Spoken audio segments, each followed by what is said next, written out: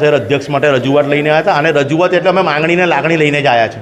વડોદરા શહેરની પીડા લઈને આવ્યા છે. આ મોદીના નામ નીચે જીત્યા છે, પણ એમને 2 વાર વડોદરાની પ્રજાએ મોદીજી માટે સહન કર્યા છે. એમને કયા એવા રાષ્ટ્રીય એવોર્ડ લઈ લીધા તો તમે એમને રિપીટ કરી નાખ્યા. કદાચ એવું શકે જે સૌથી વધારે કરપ્ટેડ હોય એને રિપીટ કરવા, તો એ ગુણવત્તામાં કદાચ રંજનબેન આવ્યા હોય.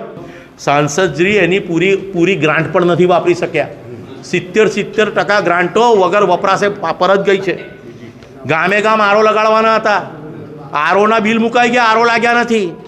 ગામે ગામ કચરો હટાવવા માટે ટ્રેક્ટર ફાળવ્યા છે, કાગળ પર જ ફાળવ્યા છે. ટ્રેક્ટરોએ ગાયબ થઈ ગયા, પાણીના ટેન્કરોએ ગાયબ થઈ ગયા. જૂનું એરપોર્ટ તો આપણું હતું જ, એવું તો નહોતું કે વડોદરાની અંદર રંજનબેન સાંસદ બન્યાને પહેલાં એરપોર્ટ નહોતું. એ એરપોર્ટને ઇન્ટરનેશનલ એરપોર્ટ બતાવીને કરોડો રૂપિયા ચાઉ કરી ગયા. બીજી વસ્તુ, હરણી તળાવના જે દુર્ઘટના મર્યા ને, બેને કાણી પૈ નહીં આલી કે બીજું ઉપરથી શું કર્યું ખબર? એ હરણી બોર્ડકાળની અંદર છે ને દબાવવા માટે તપાસ રોકી દેવડાઈ તરખટ રચીને. રંજનબેન, તમારી પાસે વડોદરામાં કોઈ કેન્ડિડેટ નથી ને, અંજુ માસીને ટિકિટ આપી દો તમે બરાનપુરાવાલા. પણ રંજન માસી ના હાલતા બાપા, આવું ના કરો અત્યાચાર વડોદરામાં.